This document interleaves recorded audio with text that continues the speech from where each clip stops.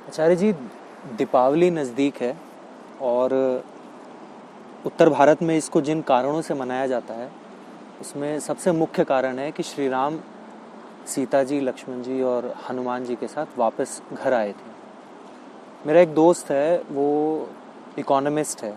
उससे जब बात हो रही थी तो वो कह रहा था कि दीपावली पे जितने भी इकोनॉमिक एक्सपर्ट्स हैं वो उम्मीद पूरी लगा कर बैठे हैं कि जो मंदी आई थी वो दोबारा वापस चढ़ेगी।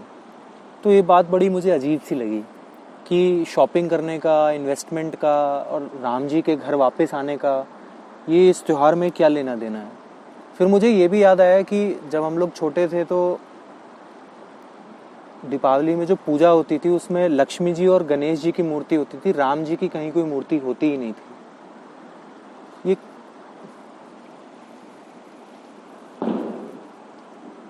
देखो, दो बातें समझनी होंगी। एक तो ऐतिहासिक दृष्टि से, एक मनोवैज्ञानिक दृष्टि से।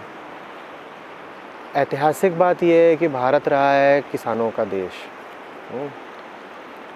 तो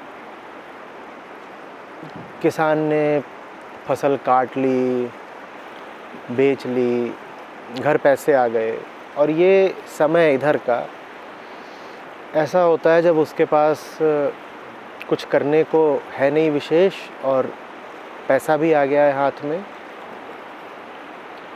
तो उसने जो श्रम करा है और श्रम का उसको जो फल मिला है वो उसका उत्सव करना चाहता है। तो दिवाली के पीछे ऐतिहासिक कारण तो बड़ा ये है, और भी है। भारत में जितने प्रांत हैं उन प्रांतों में भी जो सब छोटे छोटे क्षेत्र हैं, सब में जाओगे तो पता चलेगा कि सबके अपने अलग अलग कारण हैं दिवाली मनाने के। केंद्रीय कारण भी है जिसकी तुमने चर्चा करी, खासतौर पर उत्तर भारत में, कि माना यह जाता है कि श्री रामचंद्र घर लौटे थे तो अयोध्या वासियों ने उनके स्वागत में अमावस की रात थी, दिए जलाए थे और खुशी में मिठाइयाँ बांटी थी, तो वहाँ से दिवाली की शुरुआत है। लेकिन भारत के और हिस्सों में जाओ तो वो और कई कारण बता देंगे दिवाली मनाने के। वहाँ वो ये केंद्रीय कारण बताएंगे ही नहीं श्री रामचंद्र जी की घर वापसी का। वैसे ही तुम विश्व के और देशों में चले जाओ, वहाँ भी दिवाली मनाई जाती है। कोरिया में मनाई जाती है, इंडोनेशिया मनाई जाती है, मलेशिया में मनाई जाती है, कंबोडिया में मनाई जाती है। तो वो लोग भी और कई कारण बता देंगे दिवाली मनाने के। बौद्धों में भी मनाई जाती है, बौद्ध अपने अलग कारण बता देंगे दिवाली मनाने के। तो ये तो ऐतिहासिक बात हो गई। अगर तुम ये जानना चाहते हो कि दिवाली पर श्री राम की बात बहुत केंद्रीयता से क्यों नहीं होती, लेकिन ऐतिहासिक बात से ज़्यादा जो ज़रूरी है वो है मनोवैज्ञानिक बात। देखो, मनोवैज्ञानिक बात ये है कि ज़्यादातर लोग सुखवादी और भोगवादी होते हैं। उन्हें किसी भी तरीके से सुख चाहिए। सुख माने खुशी, मज़ा चाहिए, मज़ा। और उन्हें भोगना है, नई नई चीज़ें भोगनी है, नए नए अनुभव भोगने हैं, वस्तुओं को, खाने की चीज़ों को, पहनने की चीज़ों को, आराम की चीज़ों को, दूसरे लोगों के शरीरों को उन्हें भोगना है। तो एक तो ज़्यादातर लोगों में, सभी में लगभग, भोग की ये वृत्ति होती है। और दूसरी बात, लोग अपने आप को धार्मिक और नैतिक कहलाना भी पसंद करते हैं, क्योंकि अहंकार के मन में एक डर भी बैठा होता है कि मैं बहुत छोटा हूँ, बहुत नीचा हूँ। अपनी असलियत का उसे कहीं ना कहीं एहसास तो होता ही है। वो जानता है कि वो बहुत छोटा है, बहुत दुर्बल है, तो वो अपनी सुरक्षा के लिए फिर धर्म का सहारा लेता है। तो वो अहंकार जो है, माने जो आम मन है, आम आदमी है, वो धार्मिक भी कहलाना चाहता है। तो वो इन दोनों चीज़ों को मिला देता है। एक तरफ तो आपकी बहुत इच्छा है भोग करने की, और दूसरी तरफ आप धार्मिक भी कहलाना चाहते हो, तो आप क्या करोगे? आप इस तरह से धार्मिक हो जाओगे कि आपकी धार्मिकता में भोग के लिए एक वैध लीगल स्थान हो। तो आप फिर अपने त्योहारों को ही कुछ इस तरह से मनाओगे कि ऊपर ऊपर से आप ये कहो कि साहब मैं त्यौहार मना रहा हूँ फलानी ऊंची वजह से, धार्मिक कारण है त्यौहार के पीछे, लेकिन वास्तव में आप उस त्यौहार में क्या कर रहे होगे? भोग कर रहे होगे। तो यही कर रहे हैं ज़्यादातर लोग। भाई ऊपर ऊपर से पूछा जाए तो कहेंगे देखो हम कोई छोटी मोटी चीज़ की खुशी नहीं मना रहे हैं, बहुत बड़ी चीज़ है हम जिसके साथ अभी जुड़े हुए हैं, किसी हम बहुत बड़ी घटना का उत्सव मना रहे हैं, श्री रामचंद्र घर लौटे थे। लेकिन अंदर ही अंदर बात क्या है? अंदर ही अंदर बात यह है कि श्री राम से किसी को कोई मतलब ही नहीं। बहुत खेद की बात है, दुर्भाग्य की बात है। उन्हें आप जब दिवाली पर शॉपिंग करने जा रहे हो तो आपके मन में क्या श्री राम और माता सीता घूम रही हैं? बिल्कुल भी नहीं। आपके मन में तो आपका सुख, आपका भोग घूम रहा है। लोग अगर ईमानदारी से पूछेंगे अपने आप से कि भाई तुम धनतेरस पर सिक्के खरीद रहे हो, बर्तन खरीद रहे हो, जो भी कर रहे हो, इसमें क्या तुम श्री राम से प्रेरित हो या उनकी स्मृति में खरीद रहे हो या उनके प्रति श्रद्धा रखने के कारण खरीद रहे हो? तुम्हारे मन में एक बार भी विचार भी आ रहा है कि श्री राम का ये सब करते हुए जब आप उस खरीदारी की पूरी प्रक्रिया से गुजर रहे हैं, चाहे आप कपड़े खरीद रहे हो, गाड़ी खरीद रहे हो, आप जो कुछ भी कर रहे हैं, उस पूरी प्रक्रिया में श्री राम की छवि, श्री राम का स्मरण आपके मन में कितनी बार आया? आया ही नहीं। तो खेल तो वही चलना है, मज़े लूटने का, कि दुनिया में आए हो तो ऐश कर लो, लेकिन उस ऐश को एक सम्मानीय नाम भी देना है। तो वो फिर नाम दे दिया जाता है कि फलाना त्यौहार है, फलाना त्यौहार है। ऐसा दुनिया के हर कोने में होता है, दुनिया के हर धर्म में होता है। आप दिवाली की बात न करें, होली में भी यही हो रहा है। जिसको आप राष्ट्रीय पर्व कहते हैं उन पर भी यही हो रहा है। 15 अगस्त, 26 जनवरी, उनमें भी यही हो रहा है। आप ईद की बात करें, वहाँ भी यही हो रहा है। आप क्रिसमस की बात करें तो वहाँ तो बिल्कुल ही घनघोर तरीके से यही हो रहा है। वो जो क्रिसमस न्यू ईयर का पूरा हफ्ता होता है, वो तो हफ्ता समर्पित ही उपभोक्तावाद को होता है। छुट्टियां ही कर दी जाती हैं बहुत सारे देशों में, इसलिए नहीं कि बड़ी खुशी है क्राइस्ट के जन्म की, इसलिए कि जाओ और मज़े मारो, मज़े भोगो, खूब भोगो। और उन दिनों में जिन जानवरों का कत्ल हो रहा है उनकी तादाद कई गुना बढ़ जाती है, और दुनिया भर के जितने हम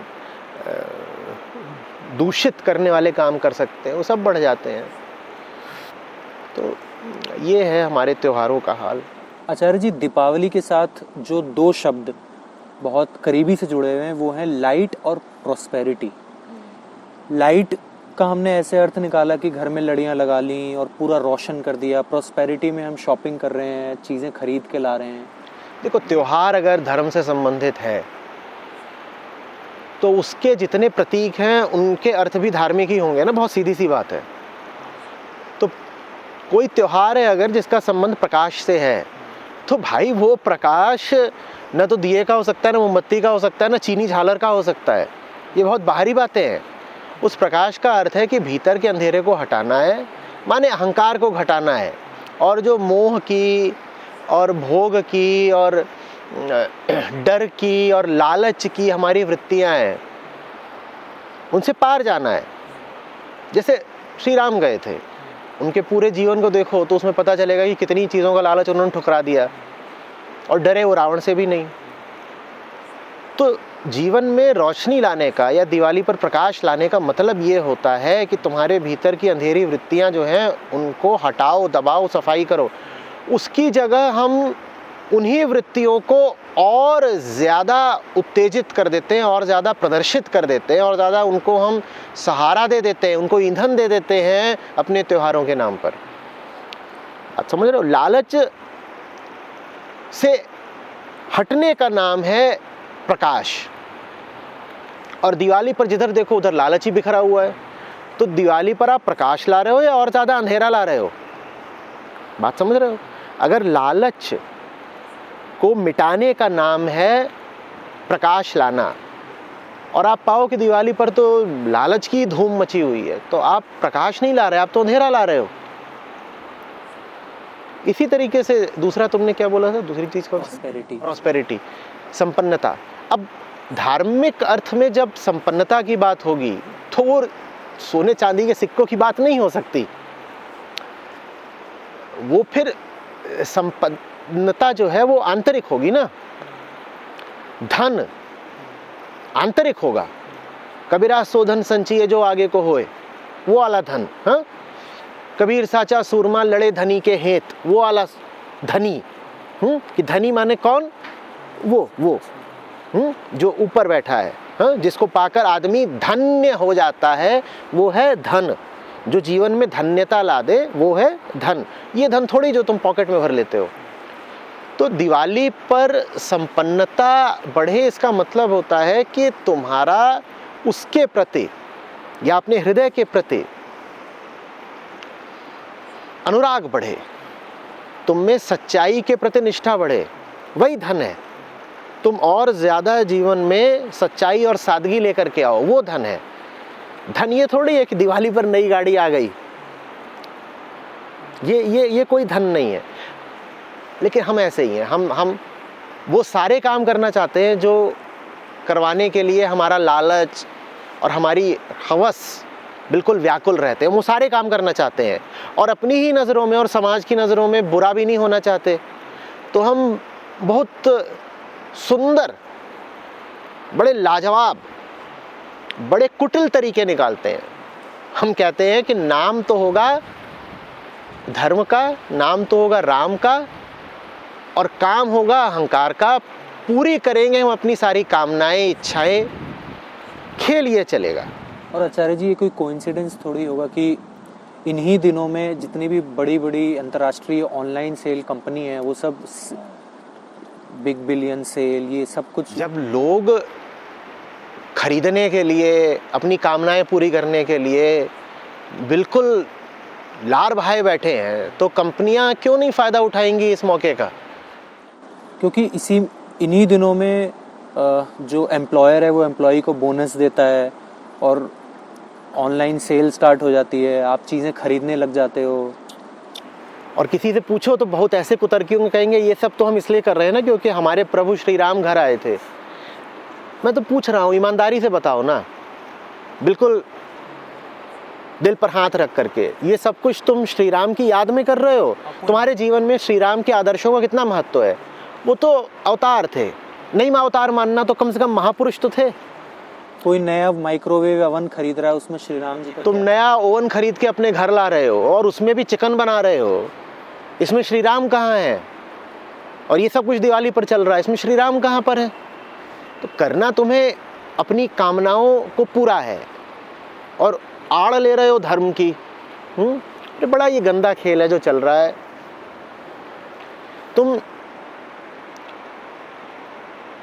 श्री राम का जीवन देखो, उसमें तुम पाओगे त्याग, उसमें तुम पाओगे सादगी, और उसमें तुम क्या नहीं पाओगे, उसमें तुम कहीं भी सुख के प्रति लालच नहीं पाओगे। राम पर आप कोई भी इल्ज़ाम लगाना चाहे लगा लें, एक बात आप नहीं कह सकते कि राम सुख के लोभी थे, क्योंकि अपने पूरे जीवन काल में या अपने पूरे लीला काल में सुख तो उन्होंने न कभी चाहा, न उन्हें मिला, न वो भोग पाए। रामचरितमानस का भारत के हृदय में जो बड़ा केंद्रीय स्थान रहा है ना, उसकी वजह मानस की मार्मिकता है। और ये बात श्री राम के वृत्त में बड़ी विशिष्ट है। कदम कदम पर कुछ ऐसा हो रहा है कि तुम्हारे आंसू निकल आएंगे, कदम कदम पर दुख है, कदम कदम पर पीड़ा है। तो ऐसे तो राम जी हैं जिनके जीवन में दुख है और पीड़ा है, और जो जानबूझ करके दुख और पीड़ा को गले लगा रहे हैं क्योंकि कर्तव्य पूरा करना है, क्योंकि धर्म निभाना है। और ये कितने ज़्यादा अफसोस की, कितनी विडंबना की बात है कि ऐसे राम जो जीवन में कभी सुख के लोभी नहीं रहे, जो कभी भोग के लालची नहीं रहे, उनका नाम ले करके बाजारें सजी हुई हैं और भोग की बारिश चल रही है। बिल्कुल किसी और के नाम पर ही कर लेते तो कर लेते, श्री राम के नाम पर क्यों कर रहे हैं हम ये? और जैसे आचार्य जी एक धर्म के लोग श्री राम जी के नाम पर दीपावली के साथ करते हैं, वैसे ही अन्य धर्म के लोग, बेशक कोई शक ही नहीं इसमें, क्योंकि बात धर्म की है ही नहीं। बात धर्म की इसलिए नहीं है क्योंकि कोई भी व्यक्ति धार्मिक है ही नहीं। तुम दुनिया के किसी भी धर्म के मानने वालों या पंथ के मानने वालों या मजहब के मानने वालों की बात कर लो, धार्मिक कहाँ है? तो दुनिया में जहाँ कहीं भी जो भी व्यक्ति कोई भी त्योहार या उत्सव मना रहा है, उसके पीछे 99.9% संभावना यही है कि उसका इरादा मजे मारने का है। तो जब आचार्य जी वो शॉपिंग ही है, हाँ, नॉर्मल शॉपिंग है, तो वो दिवाली शॉपिंग क्यों लिखा हुआ है फिर उसमें? क्योंकि इससे तुम्हारी नैतिकता को सहारा मिल जाता है ना, कि हम यूं ही नहीं आ गए हैं मजे मारने के लिए, अरे ये सब कुछ हम कर रहे हैं अपने राम के नाम पर, जबकि उसमें वास्तव में राम कहीं भी सम्मिलित नहीं है। आचार्य जी आपने लाइट और प्रॉस्पेरिटी पे समझाया उनके क्या तात्विक अर्थ हैं।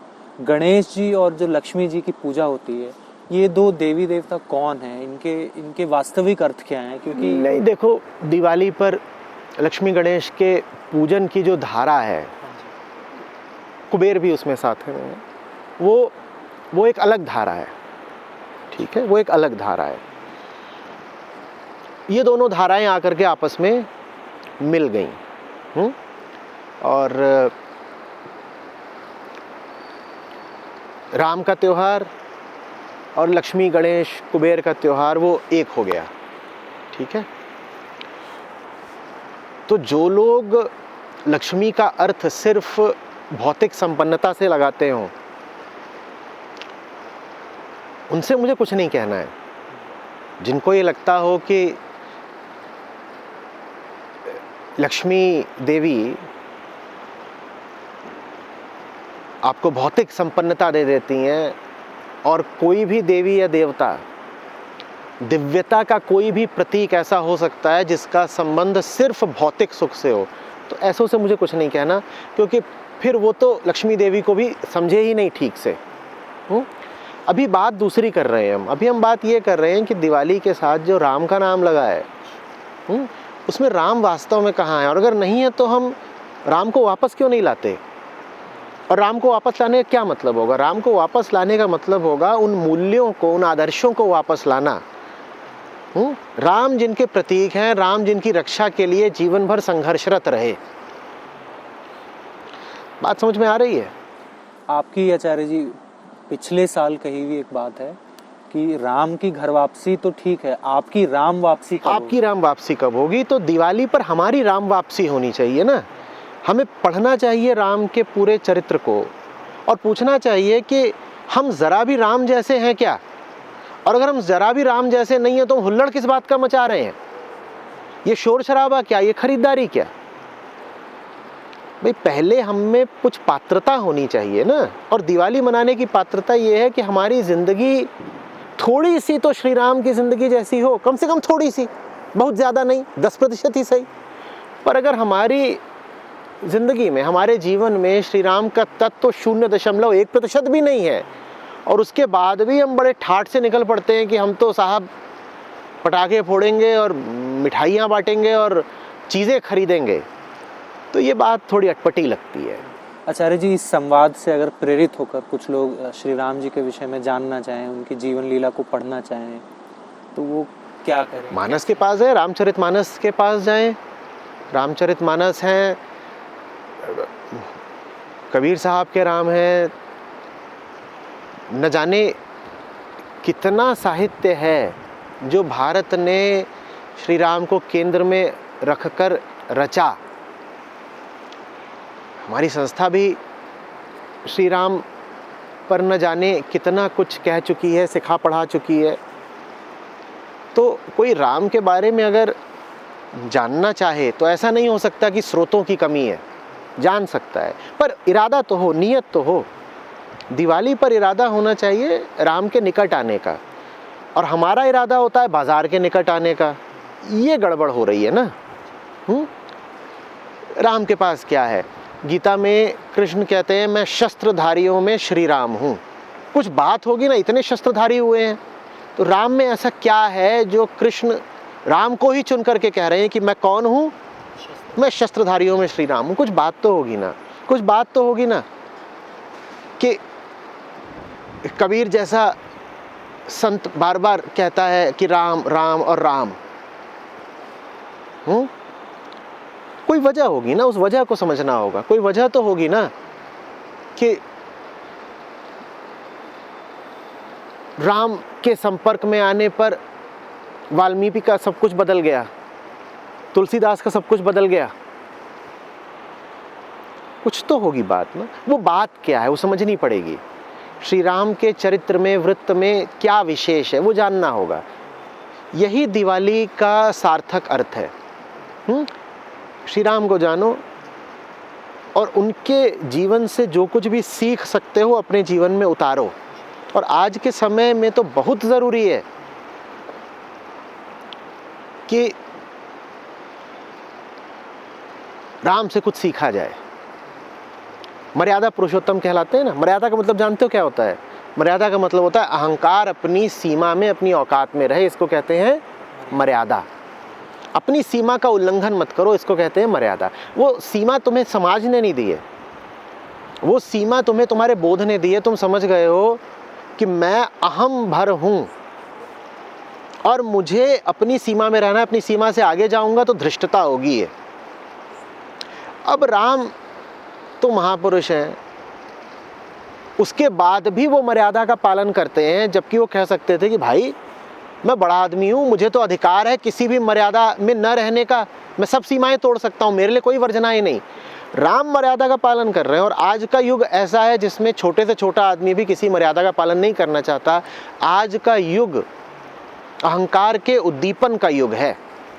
अहंकार सर चढ़ के बोल रहा है, हर व्यक्ति कह रहा है मैं कुछ हूँ और मुझे कोई शर्म नहीं, कोई लाज नहीं, मैं तो कुतुब मीनार पे चढ़ करके बोलूँगा, मेरी फ्रीडम है, मुझे जो मन में आएगा करूँगा। तो आज का जो युग है वो मन की मन मर्जी का युग है। आज का युग मनचले होने का युग है और इसको माना जाता है ये आदमी की फ्रीडम की बात है। और राम ऐसी किसी फ्रीडम को स्वीकार नहीं करते। राम कहते हैं मर्यादा। तो आज तो बहुत ज़रूरी है कि हम राम के जीवन से सीख लें कि एक बड़ा राजा जिसके ऊपर वास्तव में कोई बाध्यता नहीं थी कि वो जंगल चला जाता, कोई बाध्यता भी नहीं थी कि अपनी पत्नी के लिए संघर्ष करता, उसे न जाने कितनी स्त्रियां मिल जाती, कोई बाध्यता नहीं थी कि प्रजा के एक छोटे से व्यक्ति की बात सुन करके अपनी पत्नी को अलग कर देता, उससे भी दुख देता, स्वयं भी दुख भोगता, उसे कोई बाध्यता नहीं थी। लेकिन फिर भी वो मर्यादाओं का पालन करता गया।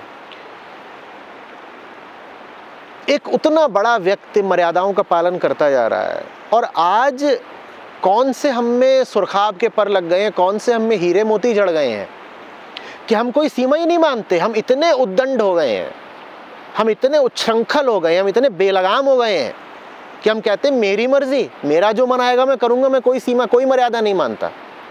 तो आज के युग को तो राम की बहुत ज़रूरत है, क्योंकि आज हमें मर्यादा की बहुत ज़रूरत है। अन्यथा ये जो युग है ये मन के एक विकृत अट्टहास का युग है। मन से मेरा आशय अहंकार है।